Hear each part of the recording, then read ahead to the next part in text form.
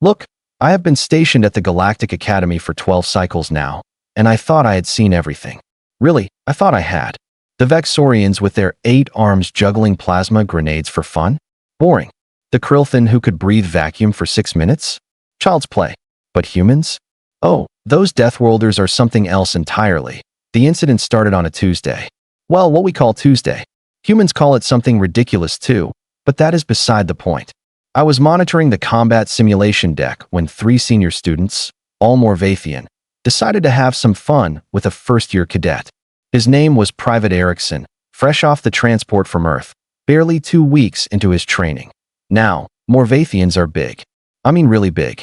Think of a rhinoceros, but purple, with 4 arms, and an attitude problem the size of a small moon.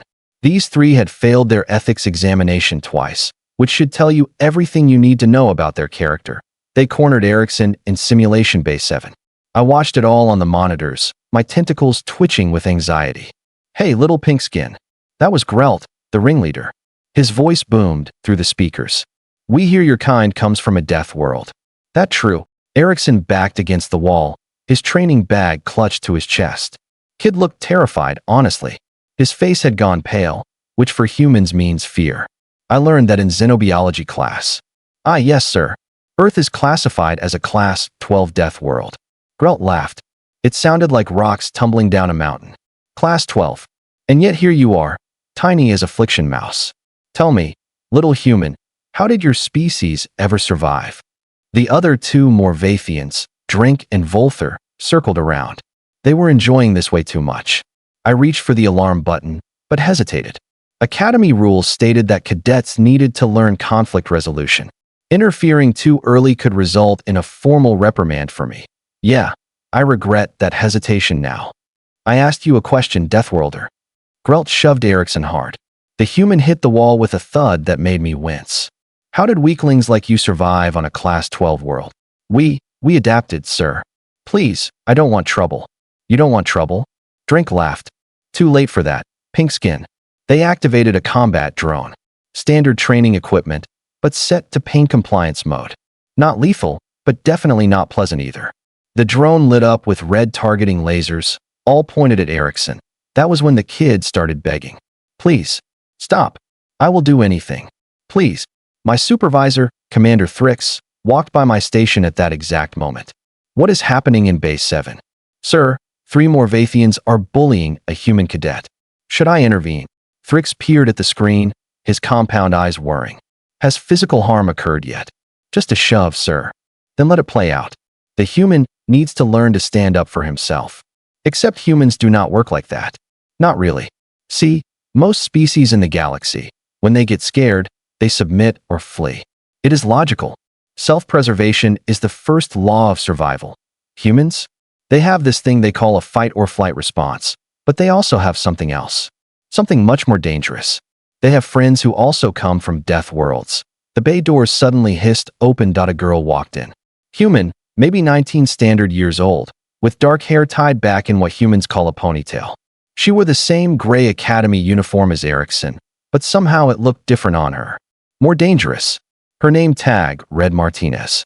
Hey, her voice was not loud, but it cut through the room like a plasma blade. What exactly do you think you are doing? Grelt turned, clearly annoyed. This does not concern you, female. Leave. Martinez smiled. That should have been Grelt's first warning. When a human smiles like that, with their teeth showing but their eyes cold, you should probably run. I have learned this lesson. Oh, but it does concern me. She walked closer, completely ignoring the combat drone still targeting Erickson. See, that cadet you are harassing? He is my friend. And on Earth, we have this saying. You mess with one human, you mess with all of us. Volther laughed. You? You are even smaller than him. What are you going to do, bite our ankles? Maybe. Martinez cracked her knuckles. The sound echoed in the bay. But first, how about we make this fair? Erickson, get out of here. The young cadet scrambled away, shooting grateful looks at Martinez as he fled. Now it was 3 Morvathians against 1 human girl. Grelt actually looked concerned for a moment. Then he shook his massive head. You are insane. You know that? Probably. Martinez bounced on her toes like she was warming up for exercise. So, Who wants to learn why Earth is a Class 12 death world? I hit the alarm button. Too late, as it turned out. Way too late. What happened next will haunt my dreams for the rest of my very long life. Martinez moved first. Not toward the Morvathians, which would have been the logical choice. No, she went straight for the combat drone. The thing was still hovering there, red lasers painting targets across the bay. She actually jumped 3 meters straight up, grabbed the drone with both hands, and ripped out its power core like she was opening a fruit. The drone sparked and died. The entire sequence took maybe 2 seconds. Grelt stared.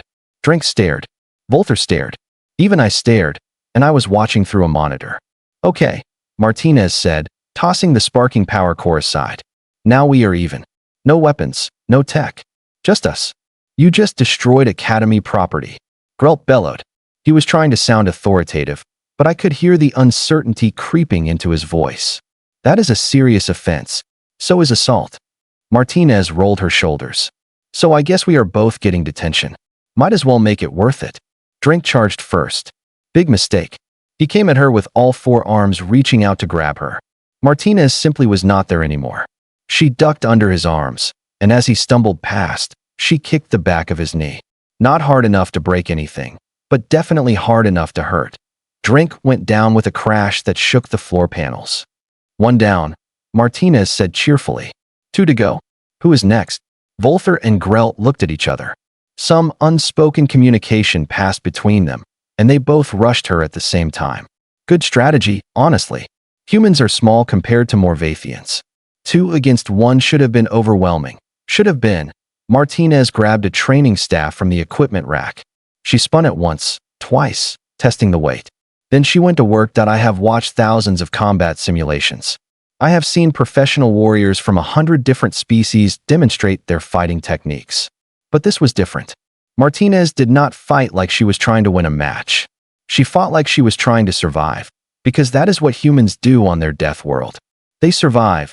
The staff cracked against Volter's arm. He howled and pulled back. Martinez kept moving, never staying in one place, always spinning, ducking, striking. Grelt tried to corner her against the wall, but she used the wall, actually ran up it for 2 steps and flipped over his head. She landed behind him and swept his legs. All 4 of them. Grelt went down hard. Why now? Security was pouring into the bay. Commander Thrix was shouting orders. Medical teams were on standby. I was just sitting there at my monitor, my tentacles completely frozen in shock. Martinez stood in the center of the bay, breathing hard, the training staff still in her hands. All 3 Morvathians were on the ground, groaning. None of them were seriously hurt, but their pride was definitely shattered. Anyone else? Martinez called out, looking around the bay. Her eyes were bright, her face flushed. Humans get that way when their adrenaline is pumping. No? Good.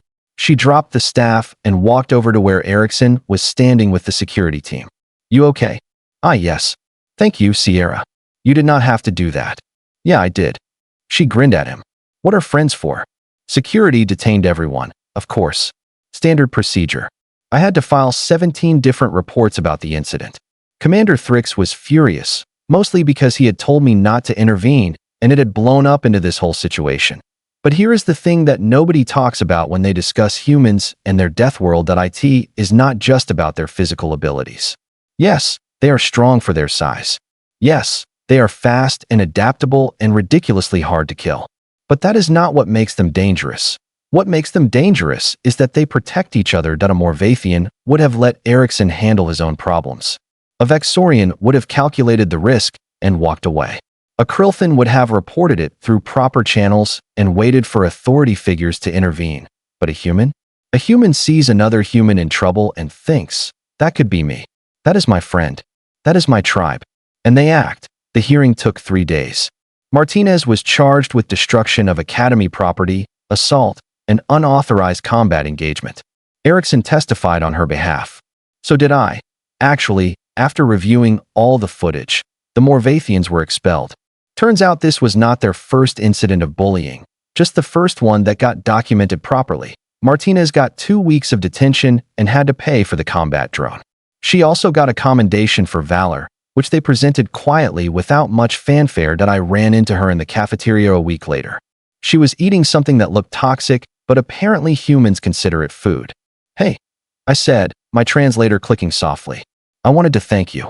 She looked up, surprised. For what? For teaching me something about humans. About why your species is so successful despite coming from such a dangerous world. Martinez smiled. A real smile this time, not the scary one. What did you learn? That humans are not just survivors. You are protectors. You do not just fight to live. You fight so others can live too. She considered that for a moment, then nodded. Yeah, I guess that is pretty accurate. Earth taught us that nobody survives alone. We need each other. I left her to her meal, my tentacles twitching thoughtfully. 12 cycles at the Galactic Academy, and I thought I had seen everything. Turns out I am still learning, especially about humans. So what did you think? Did this story surprise you? Let me know your thoughts in the comments below. If you enjoyed this sci-fi story, please hit the like button. It really helps the channel grow. And don't forget to subscribe for more mind-blowing science fiction stories every week. Turn on the notification bell so you never miss an upload. Thanks for watching, and I'll see you in the next story.